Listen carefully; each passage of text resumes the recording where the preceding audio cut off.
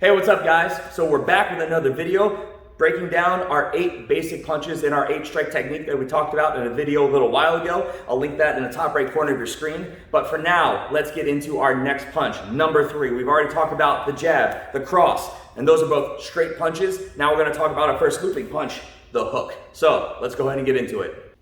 All right guys, let's get into the technique. So as always, we start off in our stance. Again, something we covered in a whole nother video, and whole breakdown you'll see in a video right in your top right corner, a link to that. So my hands are up, chin down, elbows in tight, knees bent, heels off the mat, right? My good fighting's adapted Muay Thai MMA stance. Now again, we talked about our straight punches, right? Our jab and our cross.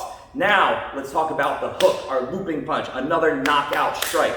Now a couple key details. People really struggle with the hook. I see people who have been doing this for years that still cannot do it right. Now the jab and the cross are very simple in their execution, but once we start getting into looping, circular strikes, a lot more rotational things, a lot more moving parts, people tend to really struggle and miss key details. So let's break it down on a very simple level. I'm in my stance, right? My weight is always balanced, like we've talked about before. I want my weight in between my 2 legs, so as I drive for these punches, I can shift my weight for more power, shift my weight for more power, right? Because again, what equals power? Weight, rotation, momentum. So that shift in my weight gives me more power behind my punches. So where we talk about shifting our weight forward for the cross, I'm now going to pop my heel on my lead leg out, rotating to 90, because remember, we live at 45, we go to parallel, we go to 90. This is kind of the area we live in for most of striking, especially at a basics level. So I pop myself out to 90 degrees, rotating my hip, rotating my heel, so I can really drive, and I shift my weight back. That's a key detail. I have to rock my weight back so I can get a lot more follow through behind this punch, a lot more knockout power.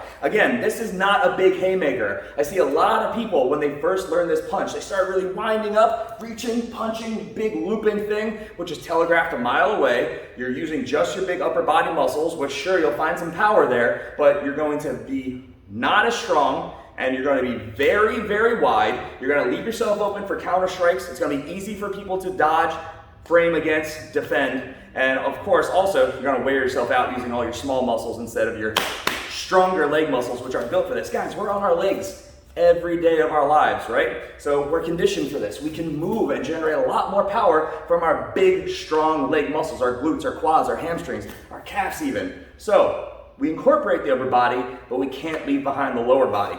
Now, when I add this rotation in, right? Again, not this big looping thing, it's in tight. We've got ranges. Straight punches are long range punches, mid-range in the grand scheme. Looping punches, close range, same range as elbows, knees, all types of stuff that we haven't talked about yet, very close range. I'm never reaching. That's another problem with haymakers. If I reach, if I extend, even with the hook, I'm not hitting with my big knuckles, I'm gonna hit with my fingers, break a knuckle, dislocate a finger, take myself out of the fight. So the easy way to do this, right? I'm in my stance. All that happens is, we're talking the lead hand here, my elbow comes up to 90 degrees, right? Well, I have a 90-degree bend in my elbow, sorry. I'm parallel with the ground, perpendicular to my body. Now, the reason for this, I want the 90-degree frame, is because that is a really strong right angle. And then when I make contact, it's not going to be compromised. If I reach for it, when I make contact, I'm probably going to pop my elbow, right? I'm going to extend more, lose a lot of power, probably hit with those finger knuckles, hurt myself in the process, not hit very hard. Same thing as if I'm too close and I try to throw this, my arm's going to collapse, could hurt my wrist, definitely going to lose power. It's just not going to work. So again, practice. We want this 90-degree frame, and also my palm is in, so my knuckles are vertical. There's a whole school of thought to palm down, and I do think there are some definite merits to this. I just do not teach it that way, especially at the beginning level, because though this is good for a nice quick, nice strike, nice sting, your likelihood of landing with the 2 lower knuckles is incredibly high. Somebody moves backwards, you hit with just those 2. These ones break for like no reason. Your big 2 front ones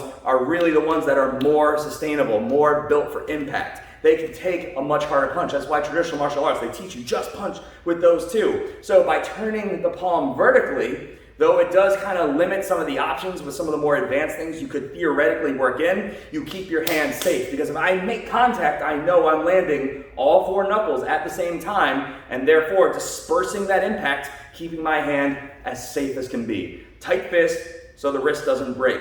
Not literally, but of course bend. So when I do this, I'm in my stance, right? My elbow comes up. So I am now perpendicular to the body, parallel to the floor. 90-degree bend in my elbow so there's no break in my frame. Palm is in so I land all 4 knuckles at the same time. And of course, other hand is always up, keep myself safe. And all I'm doing is I'm rotating the heel and the hip. I pop, I'm not reaching, I'm not powering through. And usually you set this up with something that opens you up like a cross, pow! There's a lot of ways to do that. It's a whole different topic. But all it is, elbow comes up, rotate, I shift my weight back, my foot goes flat, and I go right back to my stance as the elbow goes back down. So it's elbow up, punch, elbow down, and back to my stance. Elbow up, palm in, 90-degree frame, rotate the heel, pop the hip, shift the weight, boom, elbow down, right back. Boom, and back. Big knockout punch, close range punch.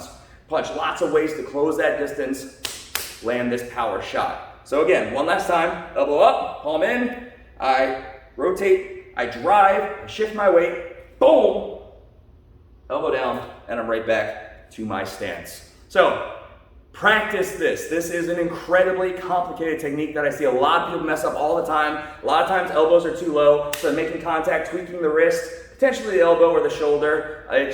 It's not, and you can lose that follow through. It's not good. So practice. Particular little details make huge differences. And it's gonna feel like you're losing power versus throwing these big haymakers that you probably have done up to this point. But trust me, like with most technique, you're gonna lose some power, and then you're gonna grow in leaps and bounds once you find the ways to add the power, the weight, the rotation, the momentum. So, hopefully you guys enjoyed this video. If you did, make sure you like, subscribe, share, click the bell icon, and I'll be back in the next video to show you our next technique. Take care, guys.